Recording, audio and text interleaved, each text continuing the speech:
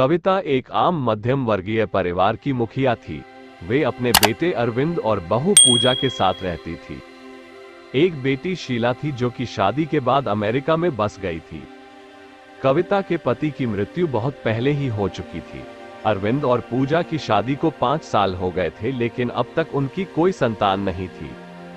कविता की बहू पूजा भी जॉब करती थी, जो कि कविता जी को बिल्कुल भी नहीं सुहाता था।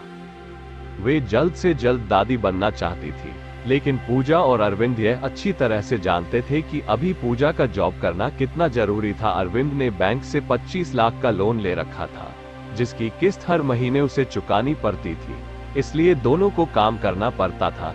कविता अपने बेटे अरविंद से दादी बनने के बारे में बात करती तो वो किसी ना किसी बहाने से बात को टाल देता था, इसलिए वे अपनी बहू को ही परेशान करने के बहाने ढूंढती रहती थी ताकि वह अपनी जॉब छोड़ दे। हालांकि वे दिल की बुरी नहीं थी, लेकिन पोते की चाह में वे ना चाहते हुए भी ऐसा कर जाती थी। अपनी हमउम्र सहेलियों को दादी बनते देखकर उनका मन दुखी हो जाता था। एक दिन ऑफिस में ज्यादा काम की वजह से पूजा काफी थक गई थी और वो देर तक सोती रही और उसकी सास को अच्छा खासा मौका मिल गया। ये क्या बहू, अभी तक सो रही हो? पता है सुबह के 10 बज गए हैं। अरविंद भी बेचारा कब से उठकर ऑफिस के काम पर लग गया है और तुम हो कि अभी तक सोई पड़ी हो। चलो अब उठकर सबके लिए चाय नाश्ता बना लो। मुझसे कुछ हो नहीं पाता है, वरना मैं तो तुम्हारे भरोसे कभी ना रहती, खुद ही सब कर लेती। सॉरी माँ जी, वो देर रात तक काम चलता रहा, इसलिए सुबह सुबह ही सो पाई थी, इसलिए समय का पता ही नहीं चला। आप चलिए, मैं अभी जल्दी से आती हूँ।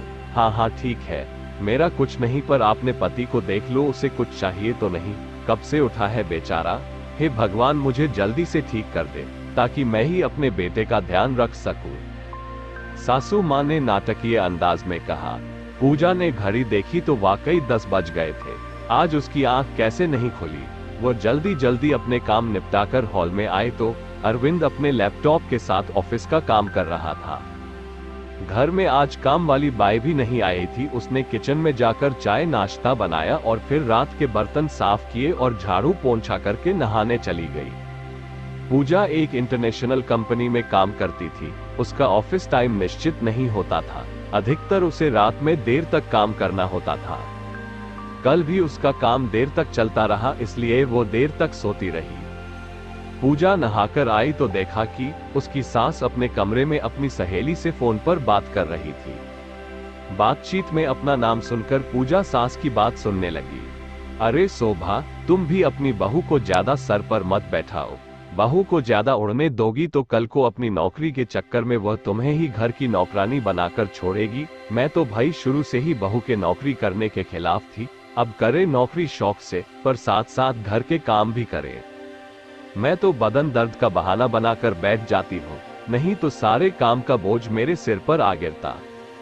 मैं कोई मुफ्त की नौकरानी थोड़े ही हूँ। मैं तो कहती हूँ तुम भी यही किया करो। सास की बात सुनकर पूजा की आंखों में आंसू आ गए।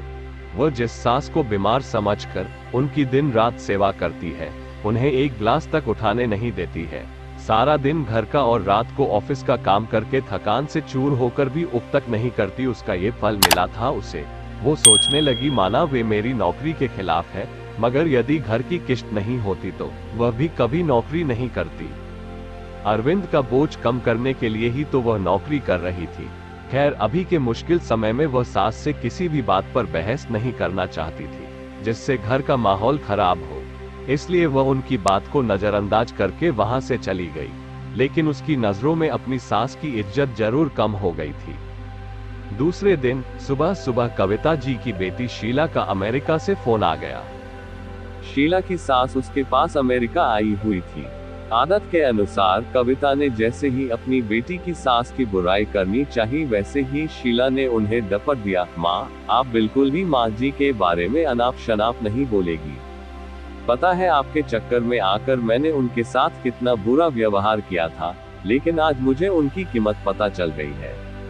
तुम तो उनके यहाँ पर आने के कितने खिलाफ थी, मगर आज अगर वे यहाँ नहीं होती ना माँ, तो ना जाने हमारा क्या हाल होता। तुम्हें तो पता ही है कि मेरा नौकरी करना कितना जरूरी है। केशव का बेबी केयर सेंटर भी बंद है।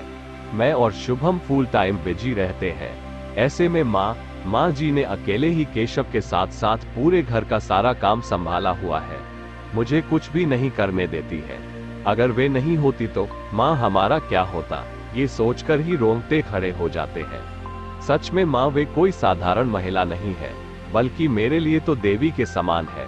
मेरे इतना अपमान करने के बावजूद उन्होंने मुझे कुछ नहीं कहा और शीला रोने लगी। उसने फोन कट कर दिया। बेटी की बात सुनकर कविता की भी आंखें भर आई। उसे अपनी भूल का एहसास हो गया था। उसने सोचा, बहू तो वाकई मेरा कितना ख्याल रखती है।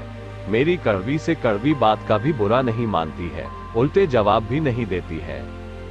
वाकई अभी का समय तो एक दूसरे को हौसला देने का है, सारे गिले शिकवे भुलाकर एक दूसरे की मदद करने का है। तो फिर वो स्वार्थ में कैसे अंधी हो गई थी, इतना कैसे गिर गई थी कि ऐसे मुश्किल समय में अपने ही परिवार की सहायता नहीं कर सकती।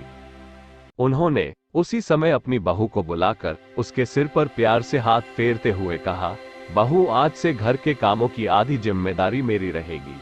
मैंने आज तक तुम्हें जो भी कहा और किया उसके लिए सॉरी।